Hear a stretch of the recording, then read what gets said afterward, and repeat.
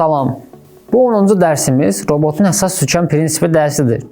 Bu dərsdə robotumuzun hərəkətlərini daha ağıllı, yumuşaq və peşəkar etməyi öyrənəcəyik.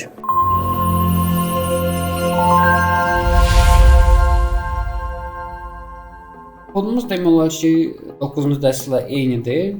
Gəlin yenidən baxaq hər bir sətrə. Prinsipi kitabxanası var. Bununla görüntü emal edirik. Serial kitabxanası vasitəsilə kompüterimizdən Python kodu vasitəsilə datalarımızı Arduino'ya göndərirdik. Time kitabxanası ilə burada dəyər veririk ki, 2 saniyə gözləsin Arduino'muzun kompüterimizə qoşulması üçün. NumPy kitabxanası isə vasitəsilə isə riyazi əməliyyatları yerinə yetirirdik. Gördüyünüz üçün Arduino'muzun kompüterimizə qoşulması üçün bəzi dəyərlər var. Com dəyəri var və bəzi rəqəm dəyərimiz var. Com dəyəri kompüterimizin portudur. Hansı port istəmən port vasitəsilə Arduino'ya qoşulmusunuz. Bu sizdə fərqli ola bilər. Device Manager yazaraq port hissəsindən görə bilərsiniz sizdə hansı port qoşulubdur. 9600 Arduino'muzun xəbərləşmə sürətidir. Bu Python kodumuzda həmçinin Arduino kodumuzda eyni olmalıdır. Bu hissədə mən yenə həmən kimi qırmızı rəngdən istifadə etmişəm. Fərqli rəngləri yoxlaya bilərsiniz. Burada isə bu dərsimizdə bəzi dəyişikliklər var. Bu dərsimizdə biz 9-cu dərsdə olan problemi aradan qaldıracağıq. Problem nə idi? Robotumuz hədəfimizi mərkəzləyə bilmirdi, ancaq sağa-sola hərəkət edirdi. Buradakı dərsimizdə isə biz sürəti hədəfin uzaqlığına görə ayarlayacağıq. Belə deyək, obyektin mərkəzi hədəfin mərkəzinə yaxınlaşdıqda sürət azalacaq. Bunun üçün də biz həmin aradakı məsafəni sürətə görə ayarlayacağıq. 10-cu dərsdə baxsanız, dərsin özünə burada izah olunubdur bu dəyərlərin hamısı məqsədi. Bu xətanın hesablanması üçün olan bir faktordur. Əsaslığı hesablayır.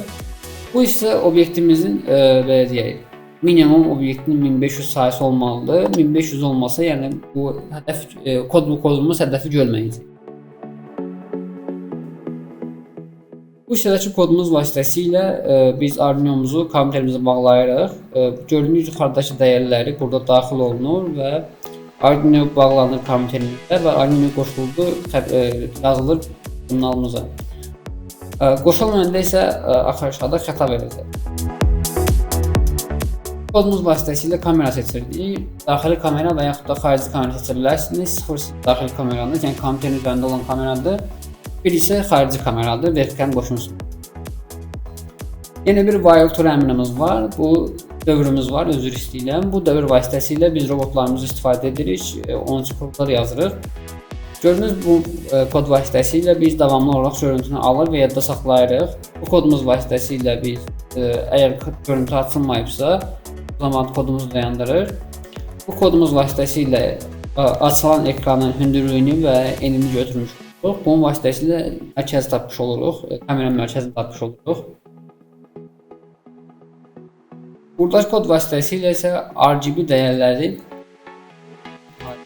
HSV-yə çeviririk. HSV ilə işləmək daha asan olduğu üçün biz bu kodumuzda hədəfimizi görüntüyə əsasən maskalayırıq. Məsələn, bizdə qırmızı hədəf lazımdır. Görüntüdə ancaq qırmızı olan əşyaları seçmiş oluruq. Əşyaları isə qara olaraq qeyd etmiş oluruq. Qara olaraq qeyd etdikdən sonra isə bəzi xətalar yaranır. O xətaları aradan qaldırmaq üçün bu filtrlərdən istifadə olunur. Bu filtrlər yaranan bəzi balaca xətaları aradan qaldırır. Buradakı kodumuz vasitəsilə isə tapdığımız hədəfin kontrolunu tapırıq. Məsələn, ətrafı deyək ki, dairə varsa, dairə olaraq qırmızı hədəfiniz var və ətrafına bir dairə çəkirik. Dördbucaqsa dördbucaq çəkirik. Yəni, bu sadəcə onun ətrafının başa düşür ki, hədəf bu hissədədir, o qədər.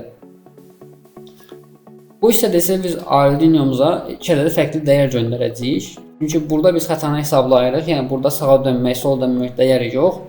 Birbaşa hansı motora nə qədər sürət getməlidir, həmən dəyəri göndərəcəyik birbaşa. Onun üçün də ilk olaraq 0 olaraq qeyd olunub. Çünki robotumuzun təhlükəsizliyi üçün kod boşlamamışdan əvvəl 0 olaraq dəyər göndərilməlidir ki, heç bir problem yaranmasın. Əgər hansısa bir kontur tapılıbsa, bu kodun başlanğıcıdır. O zaman aşağı enirik, tapılmayıbsa isə kodu dayandırmış olur. Tapılmış konturun ən böyüyünü seçirik. Belə deyək, sizdə bir hədəf var, sahəsi yetər qədər böyükdür və digər balaca hədəf var. Balaca olan hədəf sizə lazım deyil, böyük olanı siz seçməlisiniz. Bu kod vasitəsilə isə biz ancaq böyük hədəf seçirik. Həmçinin xətalardan burada filtrlənmiş olur. Yəni balaca sizdə görüntülər ola bilər. Kameranız yetər qədər keyfiyyətli olmasın. Və bunda biz ən böyük qırmızı rəngi seçmiş oluruq, qırmızı hədəfi. Bu hissədə isə həmən seçdiyimiz hədəfin sayəsini hesablayırıq. Əgər həmən tapılan hesablanan dəyər obyektin seçilmiş burada daxil etdiyimiz 1500-dən böyükdürsə, gəlin birbaşa 1500 yazaq. Aydın olsun. 1500-dən böyükdürsə, o zaman aşağı keçirik və həmən tapdığımız hədəfin momentini hesablayırıq. Burada 1500-dən balacadırsa yenə həmən kimi kod dayanır, heç bir şey eləmir. Hədəfimizin momentini hesablayırıq. Momenti tapdıqdan sonra isə digər bir if blokumuz var. Bu hissədə isə əgər obyektin momenti sıfırdan böyükdürsə, bu zaman aşağı keçirik və obyektin mərkəzini tapmış oluruq x koordinat üzrə. Tapdıqdan sonra bu dəyəri həmən obyektin ətrafında bir dördbucaq çəkirik. Yəni bizim görməyimiz üçün robot artıq onu görübdür. Yəni biz də başa düşmək üçün istəyirik ki, robot görüb yoxsa yox.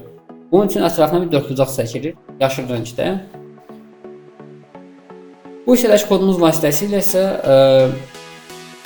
açılan ekranı, deyək hədəf yoxdur ekranda, açılan ekran biz başa düşmək istəyirik ki, bizim ekranımızın mərkəzi haradır. Onun üçün balaca bir dairə çəkmiş oluruq. Bu isə əsas kodumuzdur. Bu kod vasitəsilə biz sürətimizi hesablayırıq. Deyəlim, bunlar görün Paint-ə keçim yenidən. Bura ekranımızın mərkəzidir. Hədəfimiz bu hissədədir. Hədəfimizlə ekran arasında olan bir məsafə var. Bu biz deyəcək dəyər göndərir ki, sağa dön. Sağa dön dəyərini göndərəndə obyekt sürüşür bu hissəyə, amma bu maksimum sürətlə sürüşdüyü üçün tam burada dayanmır. Yəni gəlir bu tərəfə, bir də qayıdır bu tərəfə. Ona görə də robotumuz dayanmadan sağ-sol hərəkət eləmiş olur və yəni mərkəzlənmiş olmur. Buradakı kod vasitəsilə biz bu məsafəni tapır və getdikcə hədəf mərkəzə yaxınlaşdıqca sürəti azaltmış oluruq. Bu isə aradakı xəta kimi. Xətanı tapır və yavaş-yavaş bir faktor var. Həmin faktora əsasən biz sürətimizi yavaşladır və tam mərkəzə çatdıqda sürətimiz sıfır olur. Ancaq qabağa getmə hərəkəti keçirilir. Bu gördüyünüz hesablama həmən hesablamanı tapır, aradakı fərqi tapır, sonra həmən fərqi faktora vurur və sürəti çıxarır.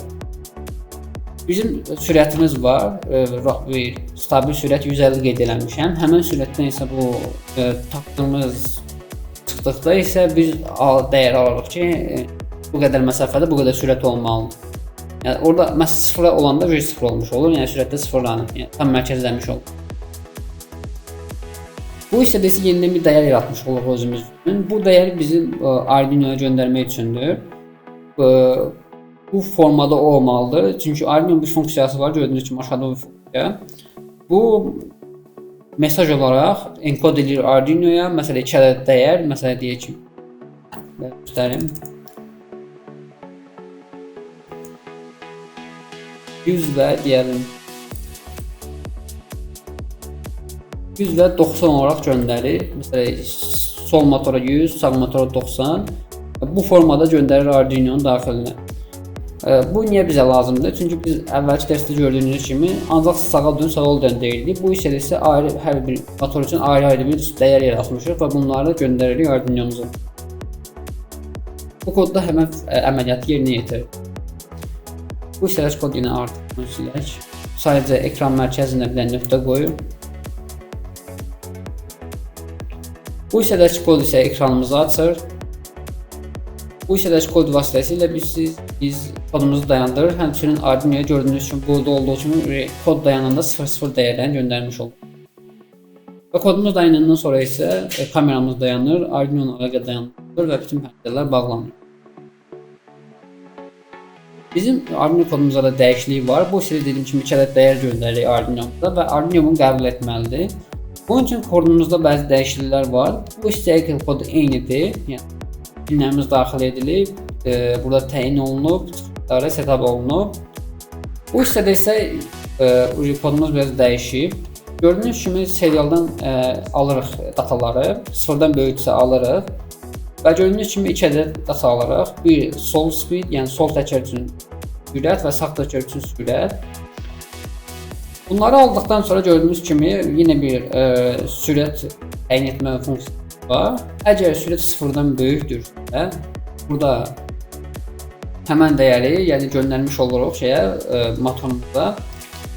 Sıfırdan böyükdürsə burada irəli hərəkət və gördüyünüz kimi burada demişdim ki, ENA MB pinləri bizim sürətimizi ayarlayır. Bu yuxarıda gördüyünüz gələn dəyər, buradan gələn dəyər, Python kodumuzdan gələn dəyər bura daxil olunur və motorun sürəti təyin edilmiş olur. Bunun vasitəsilə də ekran deyək ki, hədəflərin mərkəzi bir-birinə yaxınlaşdıqda sürət də azalır. Bu hissədə isə heç bir şey gəlmirsə 0 göndərir. Bu da sağ motor üçün eynidir, yəni data gəlir və daxil edilir. Bu hissədəki kodumuz vasitəsilə isə dayandırırıq. Funksiyadır bu, burada qeyd olunur. Gəlin kodumuzu yoxlayaq. Arduino kodumuz.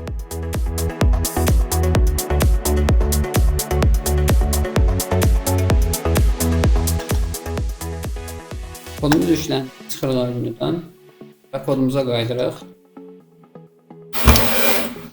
Robotu yerləşdirirəm.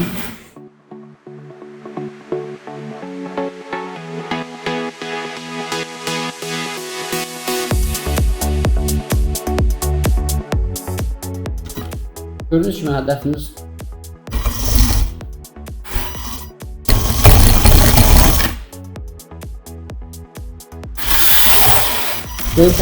göründü və mərkəzləri üzərindir. Kabel yuxarı görə olmadığından